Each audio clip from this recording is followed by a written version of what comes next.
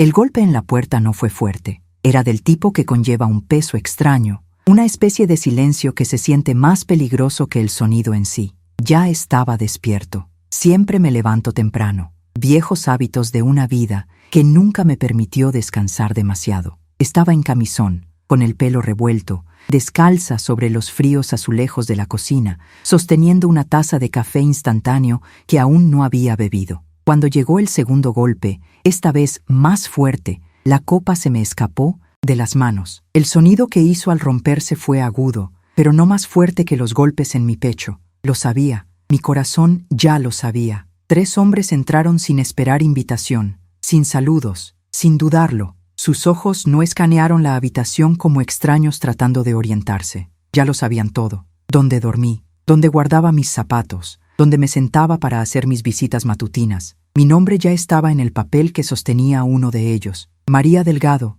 dijo, con ojos fríos y tono plano. Te han reportado a ICE. Tienes que venir con nosotros. El pasillo se sintió como si se derrumbara hacia adentro. Abrí la boca pero no salió ningún sonido. Mis rodillas cedieron y me acerqué a la pared para no caer. Mi cuerpo ya no se sentía mío. Siempre había imaginado que me deportaran como algo ruidoso, caótico, como en las películas. Pero esto no fue ruidoso. Fue quirúrgico, mecánico. Como si hubieran hecho esto 1000 veces antes y yo fuera un nombre más para tachar una lista. Ni siquiera me dejaron ponerme los zapatos. Simplemente me agarró los brazos con suavidad, pero con firmeza, y me sacó. Podía sentir a los vecinos mirando a través de sus persianas. Uno de los oficiales le susurró a otro y se rió. Fue entonces cuando pregunté. No sé por qué. Tal vez necesitaba oírlo de ellos, no solo sentirlo en mis huesos. ¿Quién hizo esto? Yo pregunté. Mi voz salió ronca, como si no la hubiera usado en semanas. Uno de los oficiales más jóvenes no respondió de inmediato. Miró su portapapeles y luego volvió a mirarme. Miembro de la familia, dijo, apenas audible. Recibirán un pago de $1000 por denunciarlo. Es parte del programa de cumplimiento comunitario. Y luego, sin perder el ritmo, se giró y abrió la puerta de la furgoneta. $1000. Ese fue el precio de mi vida. Ese era el valor de una madre. Era como si cada hora que pasaba fregando baños, lavando ropa de gente rica, caminando a casa con ampollas en los pies para poder ahorrar en el billete de autobús, todo eso se hubiera convertido en un número frío y duro. $1000. ¿Sabes lo que se siente al ser traicionado por esa cantidad? No por un extraño, no por un enemigo, por alguien a quien le cambiaste los pañales, por alguien cuya frente besaste cuando tuvo pesadillas, por alguien a quien llamaste mi bebé, mucho después de que creciera. El camino hacia el centro de detención transcurrió en silencio. Observé la ciudad borrosa más allá de la ventana y me pregunté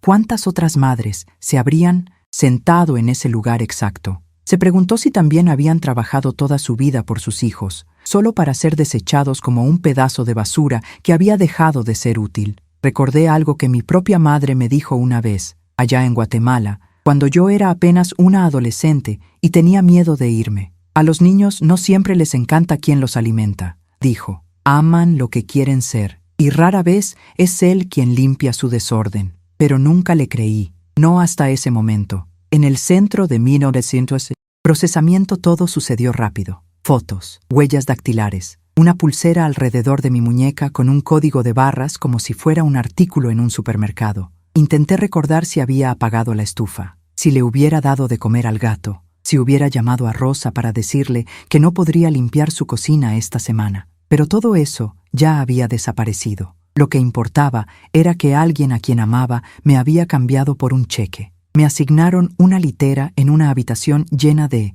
gente con otras mujeres. La mayoría estaba en silencio. Algunos lloraron. Una miraba al frente como si no hubiera parpadeado en días. Nadie se preguntó por qué estaban allí. Todos lo sabíamos. Las razones no importaban. Solo el silencio lo hizo. El silencio que nos vimos obligados a llevar en lugar de la dignidad. Esa noche me quedé despierto, mirando el techo gris sobre mí. No podía llorar. No me quedaron más lágrimas. En cambio, simplemente repetí ese número en mi cabeza. 1000. Alguna manera como si pudiera tener sentido. Si lo dijera lo suficiente, tal vez me despertaría y me daría cuenta de que esto era una pesadilla. Pero no fue así. Me lo imaginé firmando el formulario. Mi hijo, mi mayor, el que le puse el nombre de mi padre. Me imaginé su mano sosteniendo el bolígrafo, vacilando solo por un segundo. Hizo una pausa, se preguntó qué diría yo, qué sentiría, o simplemente vio el dinero y la oportunidad de liberarse de mí. ¿Sabes qué duele más? No es el arresto, no el suelo frío, no el uniforme que te hace sentir como si te hubieran borrado. Es saber que yo lo hice, con mis manos, mi corazón, mi hambre, y usó ese mismo corazón para destruirme. Si alguna vez te has sentido invisible para las personas a las que les diste todo, dímelo.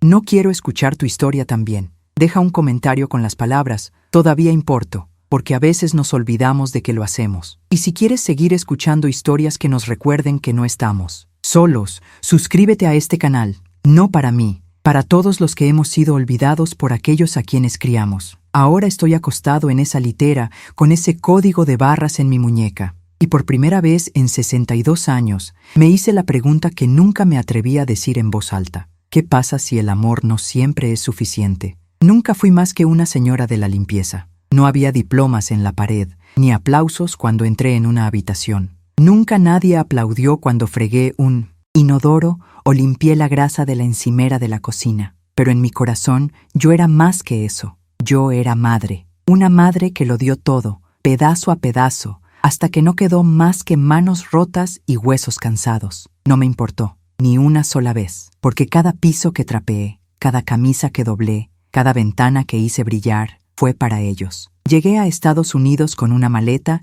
y 3 sueños, uno para cada uno de mis hijos. Mi hijo menor todavía tenía dientes de leche cuando salí de Guatemala. Le di un beso de despedida a sus deditos en el aeropuerto y le prometí que le enviaría un par de zapatos nuevos para Navidad. No sabía que me llevaría 6 meses ahorrar lo suficiente para ese par, pero lo hice. Nunca supo cuántas noches me fui a la cama sin nada más que un vaso de agua y una oración. Nunca supo cuántas veces caminé a casa desde el trabajo solo para ahorrar los $2 para el autobús. Limpié casas que no eran mías, casas con pisos de madera pulida y velas que olían a vainilla y dinero. Lavé platos que nunca habían visto hambre. Planché camisas para mujeres que gastaban más en un almuerzo de lo que yo ganaba en una semana. Pero sonreí, porque cada $1 que ganaba significaba un poco más de comida en los platos de mis hijos, un poco más de medicina, un poco más de tiempo. Recuerdo un invierno. Se estropeó la calefacción de mi apartamento. El propietario se negó a arreglarlo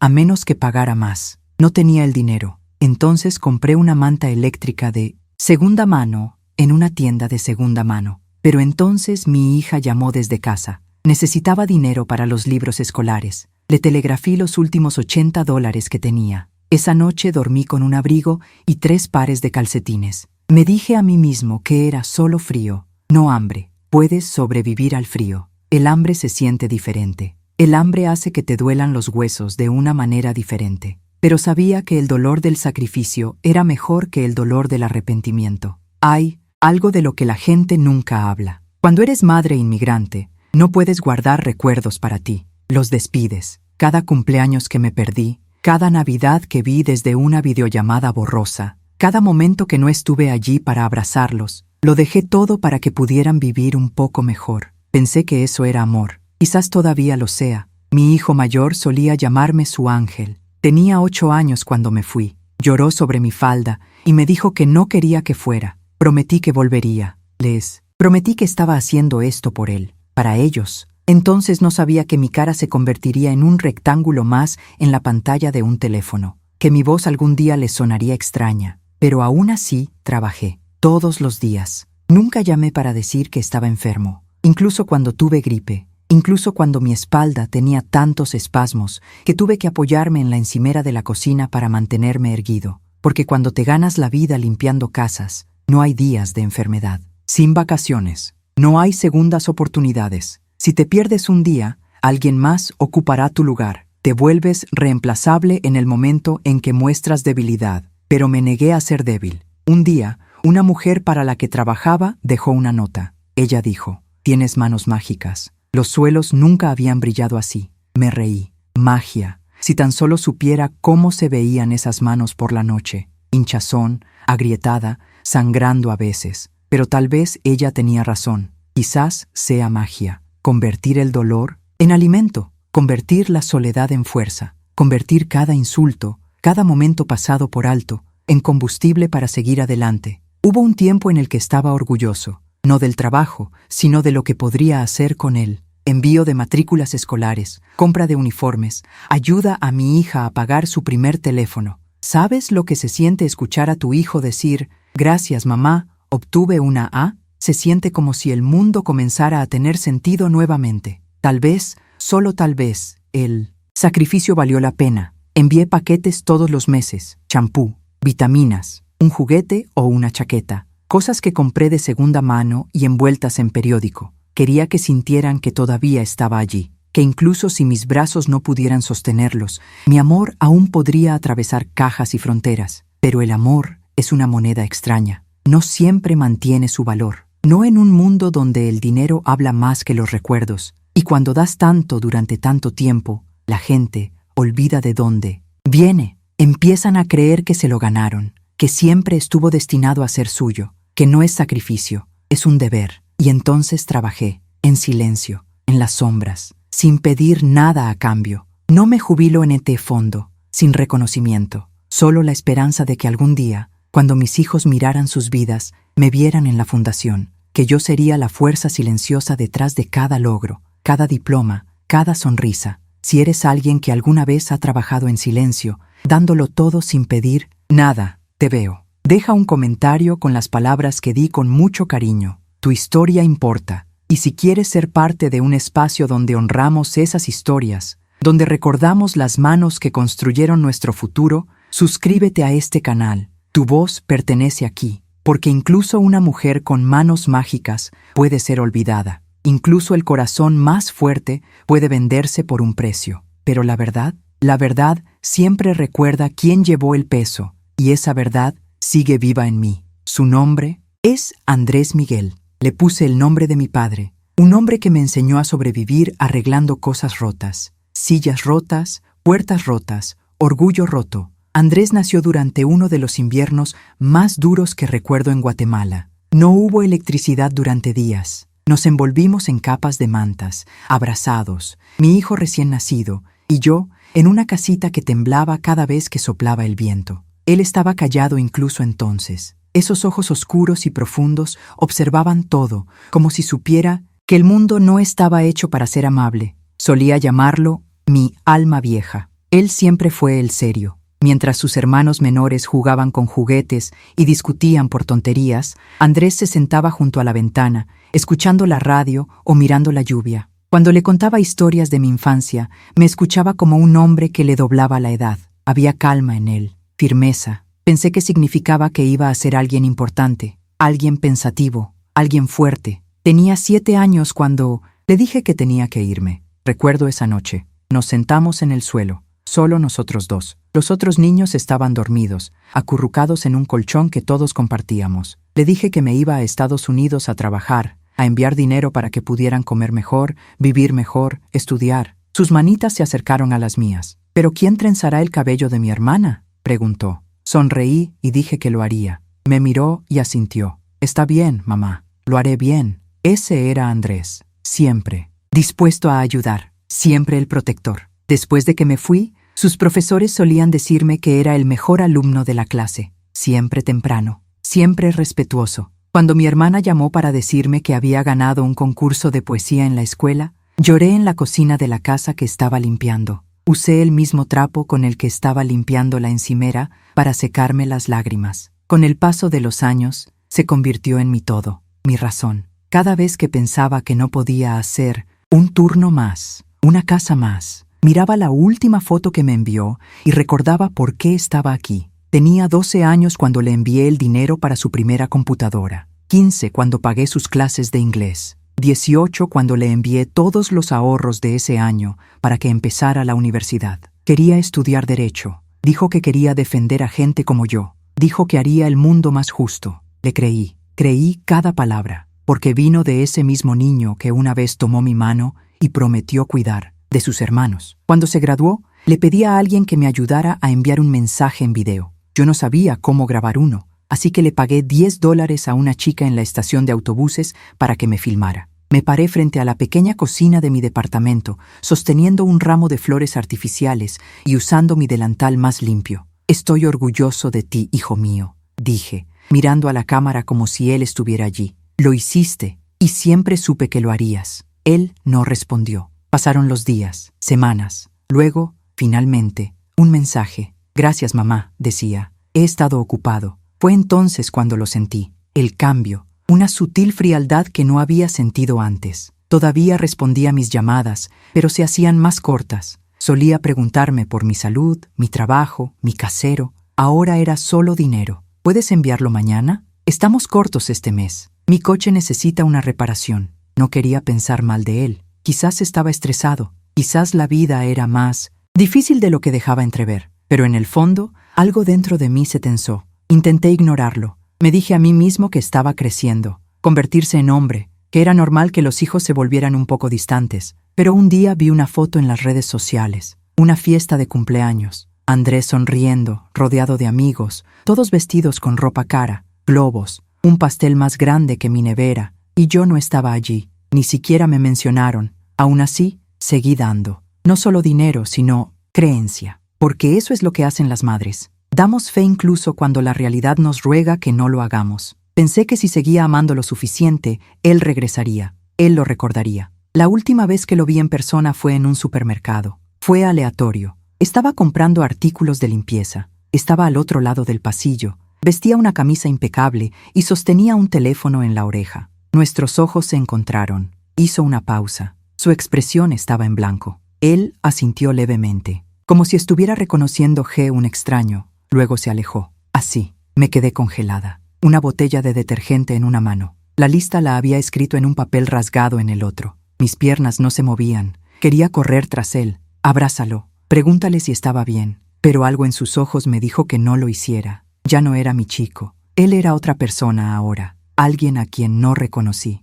¿Sabes cómo se siente eso? Pararse en el mismo pasillo que su hijo y sentirse como un fantasma. Para darte cuenta de que criaste a un hombre que ahora te ve como una vergüenza. Como algo que le quedó pequeño. Esa noche no comí. Me senté en mi cama, todavía sosteniendo el recibo de la tienda, leyéndolo como si tuviera respuestas. Repetí ese momento una y otra vez, tratando de entender. ¿Cuándo dejó de verme como su madre y empezó a verme como una carga? Si alguna vez has mirado a los ojos de alguien a quien criaste y no has visto nada a cambio, quiero saber de ti. Comparte tu historia en los comentarios con las palabras «Todavía creo en el amor». Y si quieres ser parte de un espacio donde decimos nuestras verdades, donde finalmente se escucha el dolor de los padres invisibles, suscríbete a este canal. Importas más de lo que crees, porque nunca fui solo una madre para Andrés. Yo era su suelo, su refugio, su comienzo. Y a veces, los comienzos se olvidan una vez que el camino se vuelve más cómodo.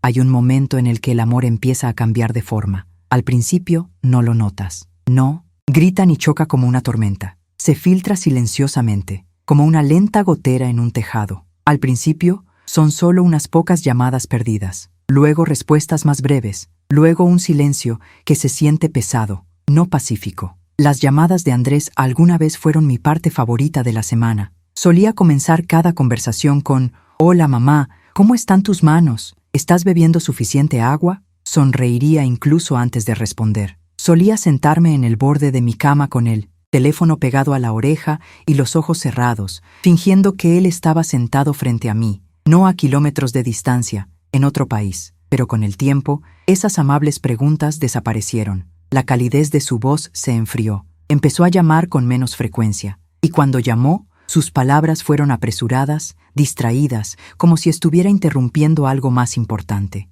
Me pedía dinero. No con vergüenza o vacilación, sino con un tono que lo esperaba, como si me recordara una factura que aún no había pagado. «Mamá, necesito 300 para el viernes. Tengo que pagar el alquiler. Mamá, ¿puedes enviar más esta vez? Tuve que pagar por un teléfono nuevo. Mamá, no preguntes por qué. Solo envíalo, por favor». Solía sentirme orgulloso de poder ayudarlo. Que mi trabajo, aunque me dejó dolorido y exhausto, tenía significado. Pero ahora, algo en la forma en que preguntó se sentía diferente. Dejó de decir gracias. Dejó de preguntarme cómo estaba. Dejó de llamarme mamá. A veces era solo María, solo mi nombre, como un extraño. Seguí poniendo excusas para él. Quizás simplemente estaba estresado. Quizás la ciudad lo había endurecido. Quizás estaba rodeado de gente que no entendía lo que significaba tener una madre que fregaba pisos y comía sopa de huesos y sal. Quizás no quería sentirse diferente. Entonces me dije a mí mismo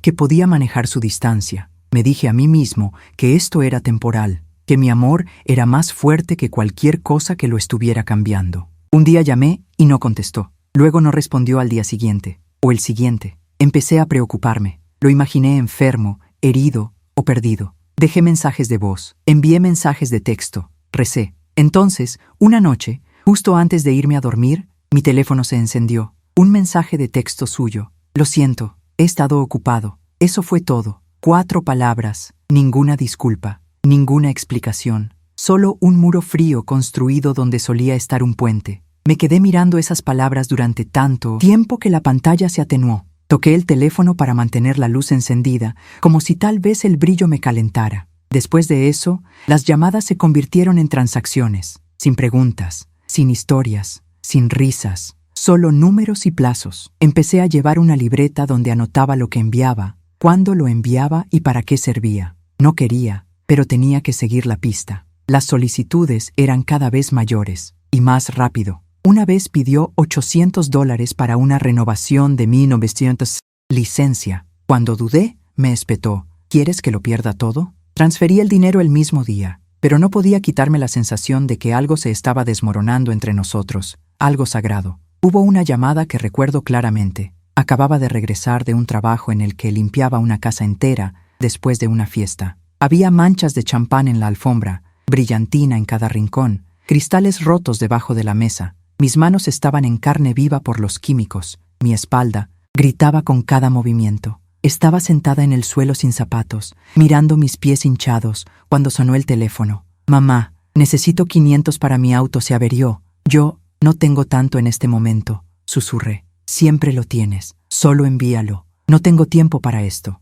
Colgó antes de que pudiera responder. Me senté allí, con el teléfono en mi regazo, y creí por primera vez en meses. No por agotamiento, no por dolor, pero al darse cuenta de que yo había desaparecido de su corazón. Dejó de llamarme en mi cumpleaños. Dejó de preguntarme si todavía trabajaba en la misma casa. Un día le dije que me había resbalado en el suelo mojado y me había lastimado la muñeca. Él no respondió. Más tarde, envió un mensaje. ¿Ya enviaste el dinero? Empecé a temer saber de él. Odiaba ese sentimiento. Odié sentir miedo, no alegría, cuando su nombre apareció en mi pantalla. ¿Y si vuelve a preguntar? ¿Qué pasa si digo que no? ¿Dejará de hablarme para siempre? A veces volvía a ver viejos, videos de él cuando era niño, videos donde me abrazaba, besaba mi mejilla, me decía que me amaba. Los reproducía a altas horas de la noche, acostado en la cama con la cara iluminada por la luz azul de mi teléfono, preguntándome si ese chico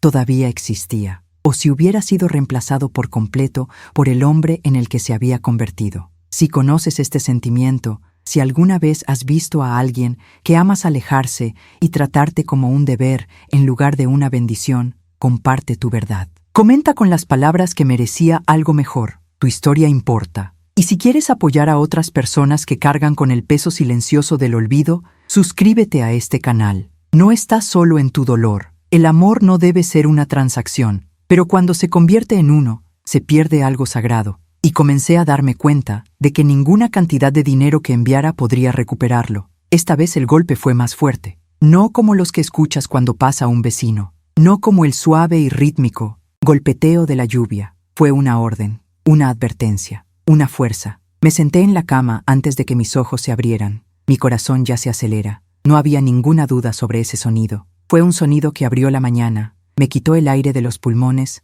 y congeló el tiempo. Viví solo. Un pequeño sótano que olía a lejía y polvo, con solo una pequeña ventana que daba a la calle. Eran las 5:13 am. Lo recuerdo porque miré los números verdes parpadeantes en mi microondas mientras salía de la cama, todavía en camisón, mis zapatillas junto a la puerta, intactas. No tuve tiempo de ponérmelos. Luego vino el segundo golpe, más difícil, más rápido, seguido de una voz. Inmigración, abre la puerta. Recuerdo la forma en que me temblaban las manos. Recuerdo que pensé que tenía que decir algo, cualquier cosa, pero tenía la garganta seca. No quería abrir esa puerta, pero sabía que no tenía otra opción. Así lo hice. Y cuando la abrí, ya estaban entrando. 3 hombres, chalecos, radios, portapapeles, sin contacto visual. Sin dudarlo, uno de ellos dijo mi nombre como si fuera un número de expediente. María Delgado. No me preguntó si estaba bien. No me preguntó si necesitaba zapatos. Solo me pidió que me hiciera a un lado. Sus ojos escanearon la habitación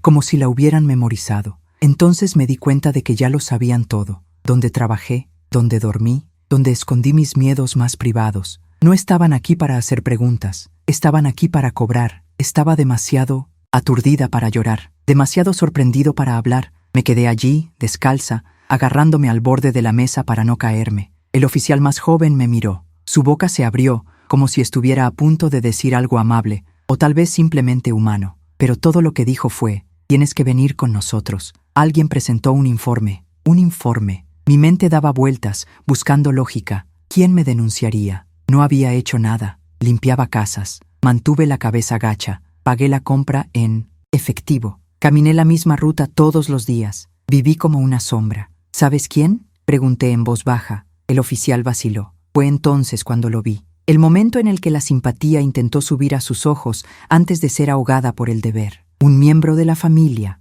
dijo. Luego miró hacia otro lado. No entendí. Mi estómago se revolvió. Se me secó la boca. Mis rodillas se sentían como agua. ¿Un miembro de la familia? Fue entonces cuando lo añadió, casi como una ocurrencia tardía. Compensados. Serán $1000. Es un programa nuevo. Esa frase, esas palabras, rompieron algo dentro de mí que ya se había resquebrajado durante años. No me estaban llevando simplemente. Me habían vendido. $1000. Eso es todo lo que hizo falta. No me dejaron cambiar. No me dejaron agarrar mi abrigo ni encontrar mis zapatos. Me dijeron que saliera. El suelo estaba frío. Me dolieron los pies cuando tocaron el cemento. Estaba temblando. No desde el aire, de la traición. El viaje fue corto. No, recuerdo los giros, solo el silencio. Nadie habló. La furgoneta olía a plástico y metal. Me quedé mirando los pequeños agujeros en la barrera entre el asiento delantero y donde estaba sentado. Los conté. Cualquier cosa para no desmoronarse.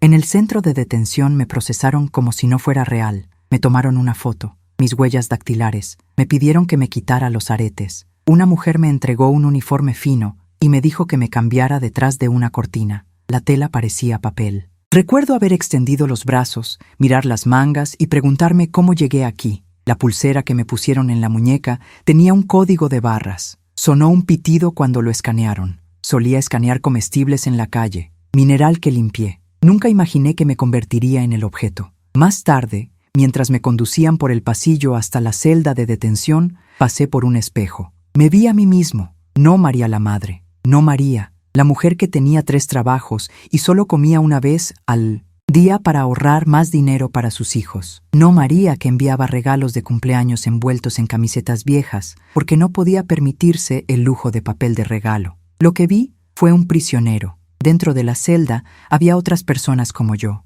mujeres con los ojos cansados y las historias grabadas en la piel. Nadie habló en voz alta. Todos nos sentamos en silencio. Del tipo que dice todo lo que las palabras no pueden decir. Me senté en el banco, abrazándome con fuerza, tratando de comprender cómo sucedió esto. Un miembro de la familia. Esa palabra hizo eco, una y otra vez. Familia. Alguien a quien alimenté, alguien a quien cargué, alguien por quien oraba todas las noches. ¿OMS? Cerré los ojos y vi sus caras, uno por uno. Mi hija menor en Guatemala, mi hijo mediano que trabajaba en la construcción, entonces Andrés, mi mayor, el que prometió que cambiaría el futuro de nuestra familia, el que se había vuelto tan distante, el que no había llamado en semanas. Un escalofrío me recorrió. No quería creerlo. No pude, pero en el fondo lo sabía. Las piezas estaban ahí, la frialdad, el silencio. La última vez que hablamos, me preguntó si todavía vivía en el mismo lugar, si todavía trabajara para la misma señora, si finalmente hubiera arreglado mis papeles. En ese momento pensé que era preocupación.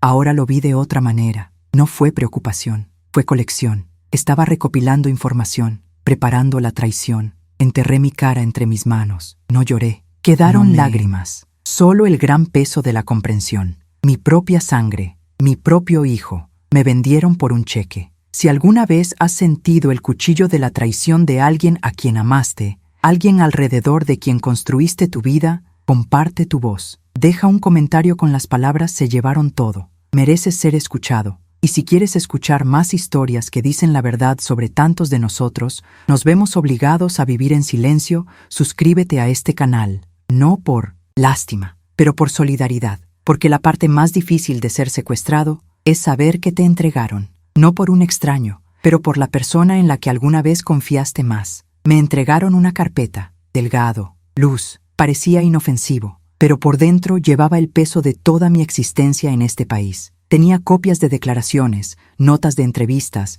correos electrónicos impresos, mi nombre impreso en la parte superior con tinta negra en negrita, como la etiqueta de una caja. También tenía una cosa más, el nombre de la persona que presentó el informe. Me quedé mirando la página durante mucho tiempo, sin respirar del todo. Mis manos temblaron mientras lo sostenía. Lo leí una vez, entonces otra vez, y otra vez, esperando que cambiara. Andrés Miguel Delgado, mi hijo, mi primogénito, mi razón de cada dolor que soporté. Mis rodillas se doblaron. Tuve que sentarme antes de que mi cuerpo colapsara por el impacto. Allí estaba, en letra legal, el mismo chico que solía hacerme dibujos de figuras de palitos y decía que eran retratos de su héroe. El mismo niño que una vez lloró cuando salí a trabajar porque decía que extrañaba mi arroz con leche. Ese niño había crecido y había firmado un documento que declaraba que yo era una amenaza, una carga, un cuerpo desechable. Dicen que no hay dolor mayor que el de una madre que pierde a un hijo, pero ahora creo que perder a alguien que todavía está vivo, que elige borrarte, es aún más brutal. Una joven que trabajaba en asistencia jurídica vino a ver cómo estaba. Su nombre era Luisa. No podía tener más de 25 años. Vio el papel en mi mano y la expresión congelada en mi rostro. Ella se sentó a mi lado sin hablar. No intentó explicarlo, ni ofrecer un falso consuelo. Ella simplemente dijo: ¿Quieres ver lo que escribió? Asentí. Sacó una copia impresa de la declaración formal que presentó. Había escrito en un inglés pulcro y calculado: mi madre ha estado viviendo y trabajando ilegalmente en el país durante más de 2 décadas. Continúa aceptando trabajos clandestinos, evadiendo impuestos y creando una responsabilidad potencial para quienes se asocian con ella. Creo que lo mejor para la comunidad es que ella sea expulsada. Dejé de leer. No quería saber el resto. No quería ver cuántas palabras usó para enterrarme. Luisa puso su mano sobre la mía. Veo casos como este más de lo que imaginas, susurró. A veces las personas que amamos toman decisiones que dejan cicatrices que nadie más puede ver. Pero los míos eran visibles ahora. Me temblaban las manos. Mi corazón latía tan fuerte que pensé que lo oirían a través de las paredes. Lo que me rompió no fue solo la traición, fue lo limpio y profesional que lo hizo. No hubo rastro de vacilación. No hay duda. No solo me denunció, él me documentó. Detalles enumerados que solo un hijo podría conocer. Mis antiguas direcciones. Las escuelas que nunca me atreví a visitar porque temía que me pidieran una identificación. Las clínicas a las que fui cuando estaba demasiado enferma para seguir trabajando, pero todavía demasiado asustada para solicitar ayuda. Les contó todo. Entonces recordé algo, un momento de hace años. Tenía fiebre y no podía levantarme de la cama. Tenía 15 años. Me trajo té y se sentó a mi lado en silencio. Luego susurró: un día, mamá, voy a cuidar de ti.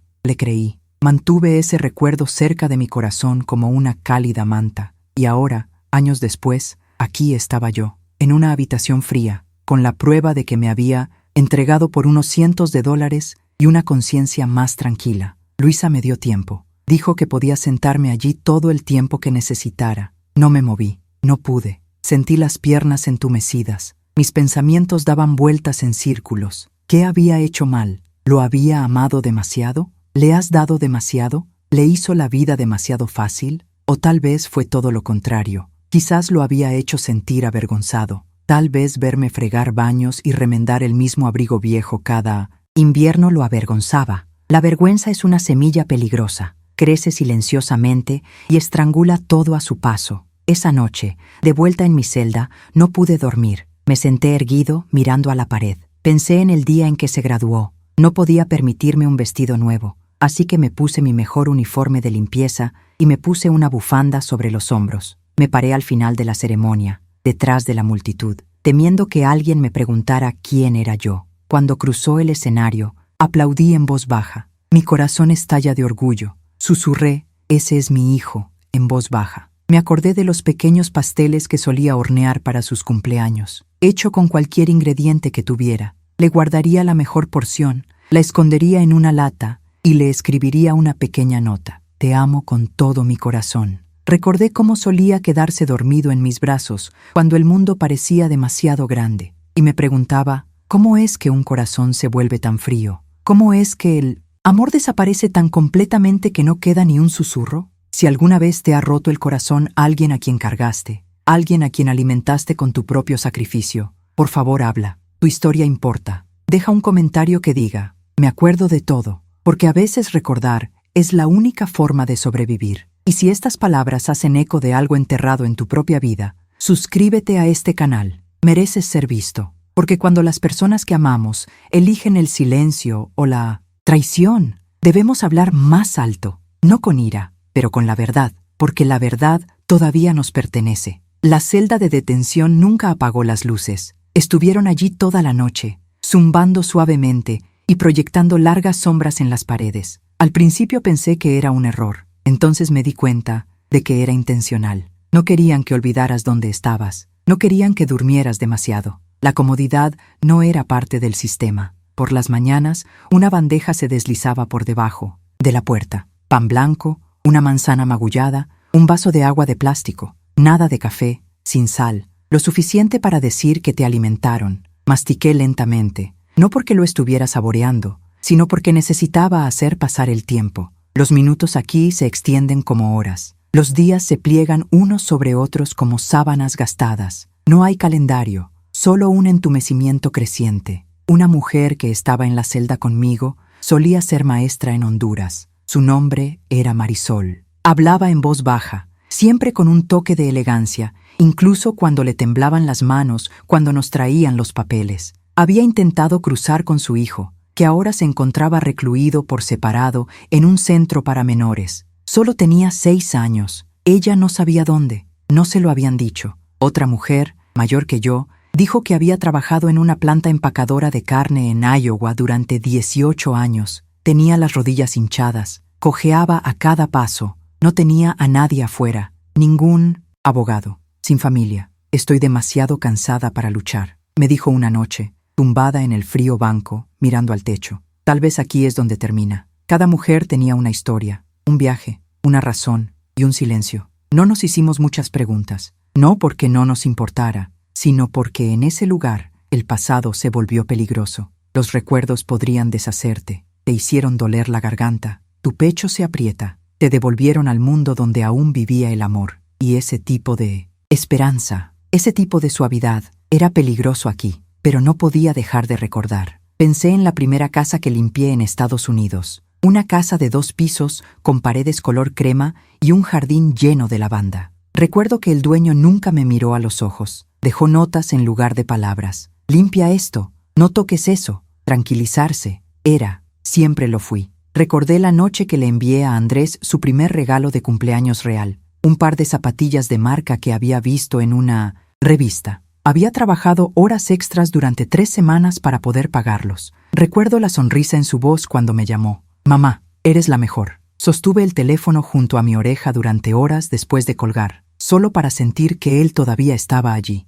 Recordé cantar canciones de cuna en el pequeño baño de mi apartamento, para que mis vecinos no me escucharan y pensaran que estaba loco. Pero no estaba loco. Yo era solo una madre que intentaba mantener vivos sus recuerdos. Ahora, en 1900, ese centro de detención, despojado de mi nombre y envuelto en un uniforme que no me quedaba, me sentí mal. Si me alejo de la mujer que una vez fui. Había un espejo en el baño, roto en los bordes. Lo miré una mañana y no reconocí el rostro que me devolvía la mirada. Mis ojos parecían mayores, mis mejillas estaban hundidas, mis labios se secan y palidecen. Pero fue la mirada detrás de mis ojos lo que me asustó. Era el vacío, no pena, no ira. Solo un silencio en blanco que se lo tragó todo. Me llamaron para una entrevista, una revisión jurídica, una oportunidad para explicar por qué se me debería permitir quedarme. Caminé por el pasillo escoltado por 2 guardias. El suelo chirrió bajo mis pies. Parecía que cada paso pesaba 1000 libras. La habitación a la que me llevaron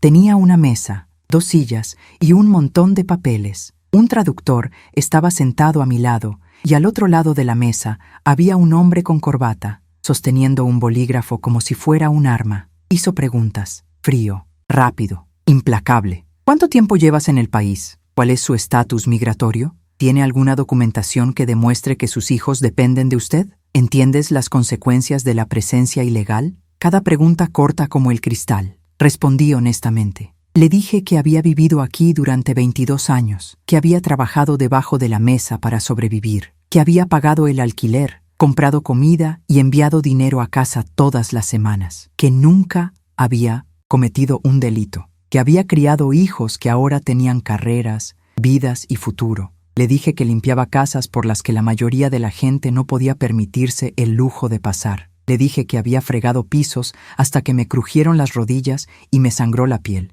Le dije que era madre, que todo lo que hice fue por mis hijos. Apenas levantó la vista. Señora, dijo, no existe base legal para que usted permanezca, a menos que pueda demostrar una amenaza directa a su vida si es de vuelta o dificultades excepcionales para un niño ciudadano estadounidense, este caso procederá a la expulsión. Quería gritar. No porque no entendí, sino porque lo hice. A la ley no le importaba el amor, sobre el sacrificio, sobre madres que lo dejaron todo. La ley era una máquina, y yo era solo un engranaje que ya no encajaba. Esa noche me senté en mi litera y susurré una oración, no por la libertad, ni siquiera por piedad, pero para la memoria, que en algún lugar, de alguna manera, mis hijos no me recordarían así, no como la mujer que sacaron a rastras de su casa en mitad de la noche, sino como el que se quedó con hambre para poder comer, el que envió paquetes de amor a través de fronteras, el que nunca dejó de intentarlo. Si alguna vez te has sentido olvidado por las mismas personas para las que viviste, tu voz merece hacer eco. Deja un comentario que diga, nunca fui invisible, porque no lo eras, todavía no lo eres. Y si quieres mantener vivas estas historias, si crees que son importantes, suscríbete a este canal. Juntos mantenemos la memoria, llevamos la verdad, porque incluso en silencio, seguimos aquí, y el mundo necesita saberlo. Hubo un momento en que todo a mi alrededor se quedó quieto, no porque el mundo se hubiera detenido, sino porque algo dentro de mí lo había hecho. No fue pena, ya me había afligido, no fue miedo, eso había ido y venido en oleadas. Era otra cosa, una especie de tranquilidad que solo llega cuando lo peor ya ha pasado y no queda nada que proteger, no queda nada que perder. En el centro de detención aprendí a desaparecer sin morir. Entrenas tu cara para no reaccionar, entrenas tus manos para que no tiemblen, entrenas tu voz para que sea suave, tranquila y neutral, no porque seas débil, sino porque la fuerza aquí no sirve de nada, no abrirá puertas, no cambiará las decisiones. La caída solo se hace más difícil cuando te das cuenta de que nadie te está escuchando. Me volví invisible. Cada día, un guardia abría la puerta, gritaba nombres y mezclaba a las personas como si fueran carpetas. Empecé a observar a quién se llevaban y quién regresaba. Algunos no regresaron. Algunos fueron procesados y liberados. Otros desaparecieron en sistemas, números, expedientes de casos. Esperé, recé. Conté los pasos de una pared a la otra solo para sentir el tiempo pasar. Entonces, una mañana, Luisa regresó. Se sentó, con el rostro serio y los dedos sosteniendo otra carpeta. Este era más grueso. Dijo que habían revisado mi caso, nuevamente. No había ningún camino, ningún alivio, ninguna apelación que cambiaría el resultado. Me iban a deportar. La fecha ya estaba fijada. Habló suavemente, pero apenas la escuché. Me zumbaban los oídos. Los latidos de mi corazón eran más fuertes que su voz. Cuando terminó de hablar, le pregunté lo único que me importaba. ¿Sabía él lo que esto significaba para mí? Luisa asintió. Sí. La documentación incluye una declaración reconociendo las consecuencias. Entonces él lo sabía. Sabía que me expulsarían del único país al que había llamado hogar durante más de 20 años. Sabía que regresaría a un lugar del que había huido, un lugar que ya no contenía mi vida, mi futuro, mi familia. Él lo sabía. Y aún así, firmó. Esa noche, me acosté en la cama y miré al techo hasta que me ardieron los ojos. No dormí, no pude. Mi cuerpo estaba quieto, pero mi mente gritaba. Vi su cara por todas partes. Andrés de bebé, envuelto en una manta, todavía cosido a mano. Andrés de niño, corriendo descalzo, por nuestro pueblo con las rodillas raspadas y sueños en los ojos. Andrés de adolescente, hablando inglés con perfecto acento y corrigiendo mi pronunciación. Andrés, ya hombre, borrándome con un bolígrafo. Al día siguiente me permitieron hacer una llamada telefónica. No quería hacerlo. No sabía a quién llamar. Mi hermana todavía estaba en Guatemala, luchando por cuidar a sus nietos. Mi hija menor no me había hablado en años, enojada porque me había ido, pero no tenía a nadie más. Entonces llamé al único número que sabía de memoria. Andrés respondió al tercer timbrazo. Parecía distraído, como si no tuviera tiempo. No dijo hola, simplemente sí. Me quedé helado. Intenté hablar, abrí la boca, pero al principio no salió nada. Finalmente dije, soy yo. Él no respondió, no por mucho tiempo. Luego dijo, lo sé. Ese silencio entre nosotros fue más fuerte que cualquier grito. Le pregunté por qué. Le pregunté qué había hecho. Le pregunté si le había dado vergüenza, si tanto necesitaba él dinero, si entendía lo que me había hecho. No lloró, no gritó, no se disculpó. Simplemente dijo, era hora de seguir adelante, mamá.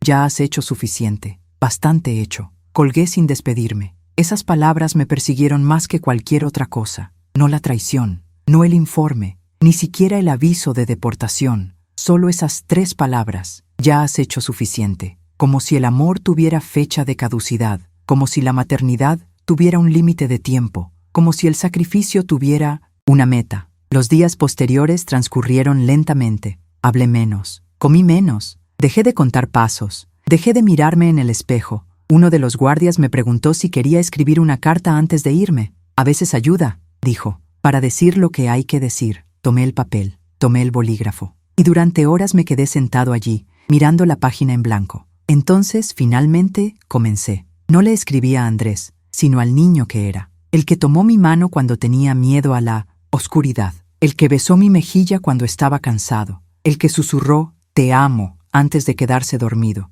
Le dije que lo perdoné, no porque él lo pidiera, no porque se lo mereciera, sino porque cargar con ese odio solo terminaría lo que el sistema había iniciado. Yo no les daría eso, no me convertiría en amargura. Le dije que esperaba que encontrara la paz, que esperaba que algún día recordara las noches que me quedaba despierta cosiendo sus uniformes a la luz de las velas, las veces que me saltaba las comidas para que él pudiera repetir, las historias que le conté en la oscuridad para que se sintiera seguro. Le dije que aunque él me había borrado de su vida, yo nunca lo borraría de mi corazón. Y lo dije en serio, porque lo que pasa con las madres como yo es que nuestro amor no es condicional, no está a la venta, no se rompe, incluso cuando se dobla más allá del entendimiento humano. Si conoces este tipo de amor, si alguna vez has tenido que elegir el perdón, no porque fuera fácil, sino porque tu alma lo exigía, comparte tu voz. Deja un comentario con las palabras, todavía elijo el amor,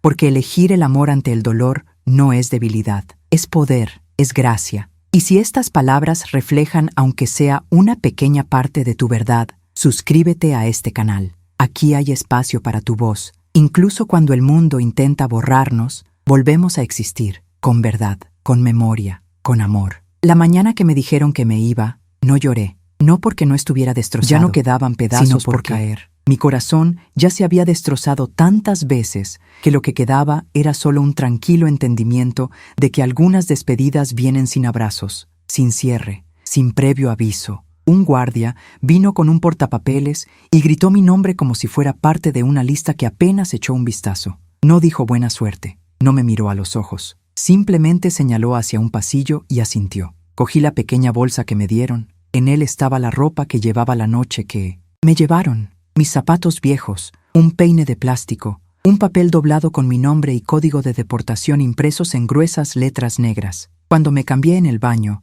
me vi nuevamente en ese mismo espejo roto. Esta vez me veía diferente, mis hombros más rectos, mis ojos más enfocados, no porque me hubiera curado, sino porque había aceptado la verdad. El país al que le entregué todo había decidido que ya no era útil. El hijo para el que vivía había declarado que ya no era necesario. Me acompañaron afuera. El cielo estaba gris. El aire es pesado. Recuerdo el sonido de la puerta de alambre cuando se abrió. Era el sonido de la liberación, pero no de la libertad. Me llevaron a una camioneta. Me senté junto a la ventana. Vi las carreteras desdibujarse a medida que pasaba la ciudad. Intenté memorizar cada cartel, cada grieta en la acera, cada árbol que bordeaba la autopista. No fue solo un paisaje, fue una despedida. En el aeropuerto no me dejaron pasar por la terminal principal. Me escoltaron a través de una entrada lateral, lejos de los viajeros con sus trajes rodantes. haces y sueños de vacaciones. Yo no era un pasajero,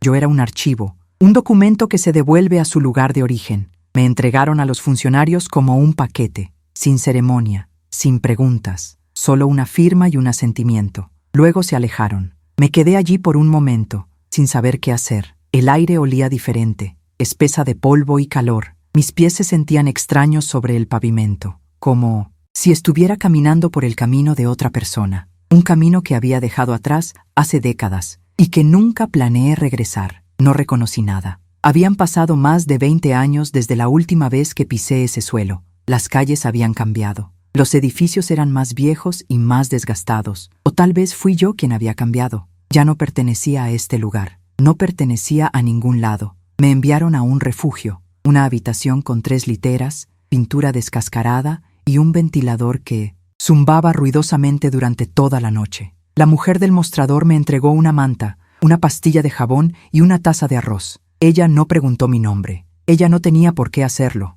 Para ella yo era solo un regreso más. Las otras mujeres allí también tenían historias. Algunos habían sido deportados después de años en Estados Unidos. A otros los habían sorprendido cruzando por primera vez. No hablamos mucho, simplemente dormimos. Comió, esperó, tratando de descubrir qué quedaba de las vidas que creíamos haber construido. Llamé a mi hermana. Ella lloró cuando escuchó mi voz. Me dijo que me quedara con ella. Tenía una habitación, dijo. Era pequeño, pero yo era familia. Le agradecí. Le dije que vendría pronto. Pero no lo hice, no de inmediato, porque necesitaba tiempo para entender quién era ahora. Caminé por las calles del pueblo en el que había crecido. Todo parecía más pequeño. Los árboles, las casas, incluso el cielo. Pasé por la iglesia donde fui bautizado, la panadería, donde una vez compré pan dulce después de la escuela, el callejón donde Andrés dio sus primeros pasos, tambaleándose de risa mientras yo aplaudía y pronunciaba su nombre. Me senté en un banco cerca del mercado.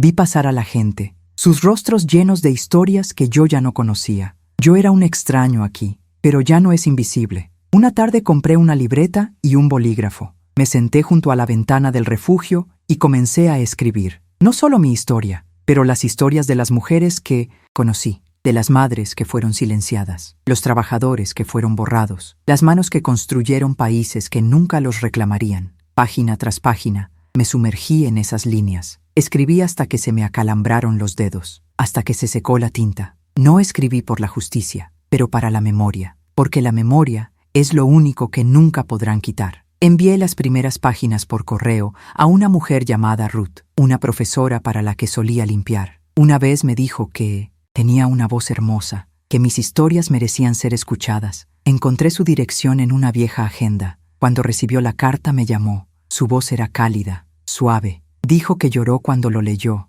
Dijo que quería ayudarme a publicar el resto. No sabía qué decir. Yo no era un autor. Yo era solo una madre con un cuaderno. Pero tal vez eso fue suficiente. Una voz, una verdad, una historia a la vez. Y tal vez, solo tal vez, si muchos de nosotros hablamos, dejarán de fingir que no existimos. Estas palabras tocaron una parte de tu corazón que rara vez se ve. Deja que se escuche. Deja un comentario con las palabras "todavía tengo voz", porque lo haces. Y si quieres seguir escuchando historias que dicen la verdad que muchos temen decir, suscríbete a este canal, que sea un lugar donde se rompa el silencio de forma suave pero poderosa, porque cuando el mundo intenta olvidarnos, volvemos a escribirnos en la historia, no en los titulares, pero en susurros que se convierten en ecos, ecos que nunca se desvanecen. Cada mañana en el refugio comenzaba con el mismo ritual, una fila para ir a la ducha, una taza de café solo descascarada y un momento de silencio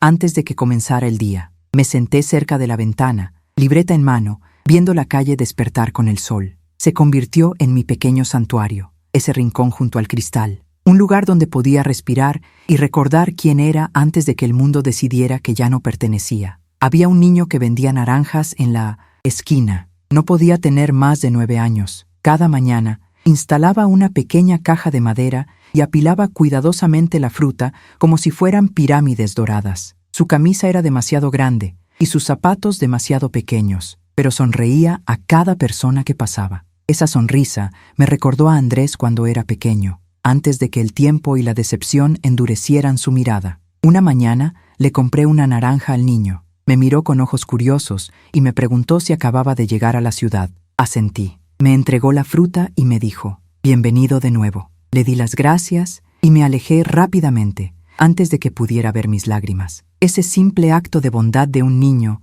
hizo más por mí que cualquier documento oficial. Empecé a caminar por el pueblo todas las tardes, no porque tuviera recados o destinos, sino porque necesitaba sentir el suelo bajo mis pies. Necesitaba saber que todavía existía en el mundo. Deambulé por mercados, pequeñas iglesias, parques públicos, RKS. Me senté en 1900 plazas donde los músicos tocaban guitarras rotas y las mujeres vendían tamales envueltos en hojas de plátano. Escuché el ritmo de la ciudad, los acentos, las risas, el dolor. Aquí la gente vive con muy poco. Sin embargo, todavía encuentran razones para bailar. Esa resiliencia, esa alegría obstinada, comenzó a filtrarse en mí como la luz del sol a través de una ventana rota. Una noche escuché música proveniente de un pequeño centro comunitario. Una mujer local llamada Marta estaba enseñando baile a un grupo de adolescentes. Sus pasos eran torpes, pero alegres. Marta me vio mirando desde la puerta y me hizo señas para que pasara. Dudé y luego entré. Ella me entregó un tambor. «Pareces alguien que tiene un ritmo escondido en sus huesos», dijo con una sonrisa. No había tocado un instrumento en décadas, pero cuando mis dedos tocaron la superficie del tambor, algo despertó en mí, un recuerdo, un latido del corazón, una versión de mí que pensé que había perdido. Las chicas bailaron, yo jugué, y, por un momento, no nos destrozamos ni nos olvidamos, éramos música. Marta luego me dijo que necesitaban ayuda con las niñas más jóvenes, alguien que les enseñe a leer, alguien que los escuchara cuando tuvieran miedo. Dije que sí, incluso antes de que ella terminara la frase, no porque me sintiera preparado, sino porque sabía lo que significaba ser una chica sin que nadie la escuchara. Comencé a pasar mis mañanas enseñando, no en un salón de clases, solo una pequeña habitación con sillas de plástico y libros que no combinan. Las niñas me llamaban Doña María. Me abrazaron después de cada lección, sus ojos llenos de preguntas e historias y hambre de amor. Un día, uno de ellos me preguntó: «¿Extrañas Estados Unidos?». Hice una pausa. Pensé en cómo responder. Luego dijo: «Extraño quién era yo allí», porque era verdad. Extrañé la versión de mí mismo que creía en un mañana mejor. La mujer que limpiaba suelos con orgullo, quien ahorró cada centavo para el sueño de otra persona, que caminó bajo tormentas de nieve solo para dejar un regalo en la oficina de correos. Esa mujer quedó sepultada bajo capas de vergüenza y rechazo. Pero estas chicas, este trabajo, estaban empezando a hacerla regresar. Se corrió el boca a boca. Una iglesia local me invitó a hablar ante un grupo de madres. Querían escuchar mi historia. Al principio estaba aterrorizada. Hacía años que no hablaba públicamente. Mi voz se sentía como algo frágil, pero estuve de acuerdo. Me paré frente a ellos, con las manos temblando y el corazón acelerado. Y hablé. Les conté sobre mi viaje, sobre el sacrificio, sobre el silencio, sobre la traición que lo cambió todo. No lloré, no me inmuté. Acabo de decir la verdad. Cuando terminé, hubo un largo silencio. Entonces una mujer que estaba atrás se levantó. Ella dijo: «Acabas de contar mi historia». Pensé que era la única. Uno por uno, otros compartieron su dolor, su vergüenza, su supervivencia. Y en esa habitación llena de extraños, me sentí menos sola. Esa noche, caminé a casa bajo las estrellas y me di cuenta de algo que no me había permitido creer en mucho tiempo. Todavía importaba, todavía tenía voz. No era solo la suma de lo que había perdido. Yo era la semilla de algo nuevo. Si alguna vez sintió que su historia era demasiado pequeña para importar, sepa esto: tu voz tiene poder. Deja un comentario con las palabras: «Mi historia importa». Recordemos al mundo que somos más que estadísticas, somos más que sombras, somos luz. Y si estas palabras te dieron consuelo, coraje o simplemente una razón para respirar más profundamente hoy, suscríbete a este canal, que este sea nuestro círculo, nuestra ventana, nuestro latido del corazón, porque cada vez que compartimos la verdad, recuperamos lo robado, pieza por pieza, respiración a respiración, hasta que recordemos que incluso después de todo, todavía estamos completos. Hay un extraño tipo de fuerza que surge después de que te han quitado todo. No es ruidoso, no ruge, zumba silenciosamente en tus huesos, constante y sólida, como un árbol que se ha doblado durante las tormentas, pero nunca se ha partido. En eso me convertí, no curado, no completo, pero arraigado. Pasaron las semanas. Mi vida empezó a llenarse de rutinas tranquilas. El refugio seguía siendo mi hogar, pero ya no lo sentía como una jaula. Los rostros a mi alrededor se volvieron familiares. Las mujeres que antes lloraban hasta quedarse dormidas, ahora reían juntas en la cocina, removiendo sopa y compartiendo chismes. Creamos algo juntos que nadie podría deportar ni borrar. Comunidad. Las niñas a las que enseñaba empezaron a llamarme Mamá María. Al principio los corregí suavemente, pero finalmente lo dejé ser. Porque en algún momento del camino, los pedazos de mi corazón que habían sido aplastados comenzaron a encajar en nuevos espacios. No estaba reemplazando lo que perdí, estaba cultivando algo nuevo. Una tarde, mientras ayudaba a una joven llamada Jimena con su lectura, noté que seguía escondiendo su mano izquierda. Cuando le pregunté suavemente por qué, me mostró una quemadura, uno nuevo, no por un accidente. Conocía la forma, conocí el silencio en sus ojos. No pregunté más. No presioné, simplemente tomé su mano entre las mías y le dije, aquí estás a salvo. Esa noche me quedé despierto pensando en ella, sobre todas las chicas como ella, silenciado, herir, empujado hacia las esquinas. ¿Cuántos de ellos eran te gustan los mismos caminos que alguna vez recorrí? Invisible, asustado, llevando dolor en secreto. Al día siguiente, le pregunté a Marta si podíamos iniciar un círculo de cuentacuentos, un espacio seguro para que las niñas hablen, escriban, dibujen, no para terapia, pero para su liberación, por la dignidad. Ella estuvo de acuerdo sin dudarlo, y todos los sábados nos reuníamos en una pequeña sala iluminada por la luz del sol y papeles de colores. Al principio las chicas eran tímidas, escribieron historias sencillas sobre animales y sueños, pero poco a poco llegaron las verdaderas historias. Una niña escribió sobre la desaparición de su madre. Otra escribió sobre caminar por el desierto durante 3 días con ampollas en los pies. Jimena dibujó una casa sin ventanas. Luego dibujó uno nuevo, lleno de luz. Al principio no leí mi historia en voz alta, solo escuché. Le ofrecí bebidas calientes y los brazos abiertos. Pero un día me preguntaron. Dijeron que querían saber quién era yo antes de convertirme en Mamá María. Entonces les dije, no toda la historia, pero basta. Les hablé de la noche en que crucé la frontera sin nada más que una foto de mi hijo y un rosario metido en el sostén. Les hablé de mi primer trabajo fregando baños para personas que nunca me miraban a los ojos. Les conté sobre los cumpleaños perdidos, las bodas observadas desde lejos y el largo y doloroso silencio de un niño que dejó de llamar. Sus ojos se llenaron de lágrimas, no por lástima, pero el reconocimiento. Una niña susurró, «Eres como nosotros», y en ese momento supe que algo había cambiado, no solo en ellos, pero en mí. Ya no estaba esperando que alguien me rescatara, ya no me aferraba al pasado ni rogaba que volviera. Estaba viviendo, estaba construyendo, volví a ser madre, pero de manera diferente, sin expectativas, solo presencia. A veces, en el silencio de la noche, todavía pienso en Andrés. Me pregunto si alguna vez se arrepiente, si mira fotos antiguas y escucha mi voz, si recuerda a la mujer que le dio todo, no porque tuviera que hacerlo, sino porque lo amaba, más allá de lo razonable. Pero ya no lloro por él. A veces le enciendo una vela, no por ira, pero sin esperanza. Espero que algún día encuentre al niño que alguna vez fue, la que dibujó corazones en mis tarjetas de cumpleaños y dijo que era la mujer más fuerte del mundo. Perdonar no es olvidar, es recordar sin dejar que te destruya, y elijo recordar con suavidad ahora. Si estas palabras resuenan en un lugar de tu alma que ha permanecido silencioso durante mucho tiempo, dilo en voz alta. Hazle saber al mundo que tu curación está ocurriendo, incluso si es lenta. Deja un comentario con las palabras, estoy creciendo de nuevo. Construyamos un jardín a partir de nuestras raíces rotas. Y si quieres seguir recorriendo estas historias conmigo, suscríbete a este canal. Que sea un lugar donde el silencio nunca sea la última palabra. Porque cada vez que nombramos nuestro dolor y compartimos nuestra verdad, nos convertimos en autores de nuestra propia libertad.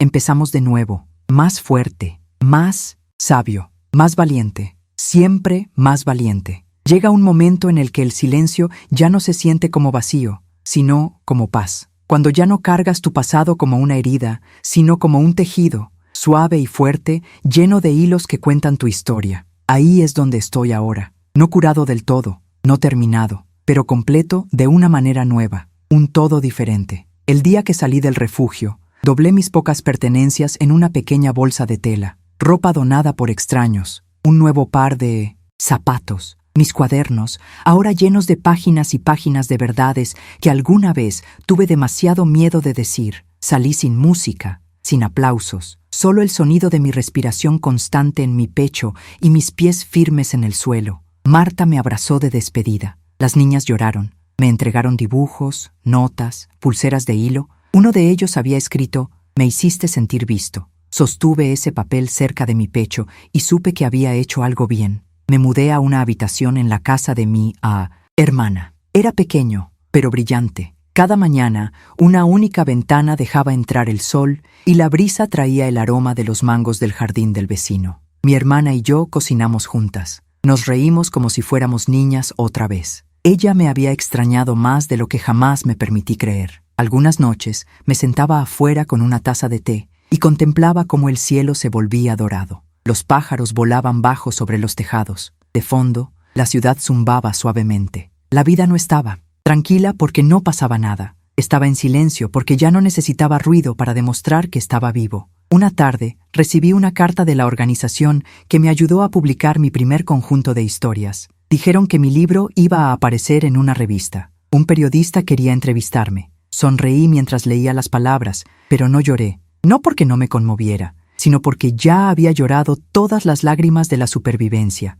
Eran lágrimas de llegada. En esa entrevista me preguntaron si tenía algún mensaje para mujeres como yo, mujeres que aún viven en el miedo, el silencio o el exilio. Dije que sí. Le dije: «No eres desechable, no eres invisible, no es demasiado tarde, todavía te estás convirtiendo». Ellos imprimieron las palabras en negrita, y cuando las vi escritas con tinta, algo dentro de mí se asentó. A veces, la gente del pueblo me pregunta qué hago ahora. Les digo: enseño, escribo, escucho. Pero lo que realmente quiero decir es: amo en voz alta, recuerdo en voz alta, vivo en voz alta. Andrés nunca volvió a acercarse. Dejé de esperar que lo hiciera, pero también dejé de construir mi futuro en torno a su ausencia. Siempre seré su madre. Eso nunca cambiará, pero ser madre no significa desaparecer. Significa amar ferozmente y aún así elegir vivir. Me uní a una cooperativa de mujeres local.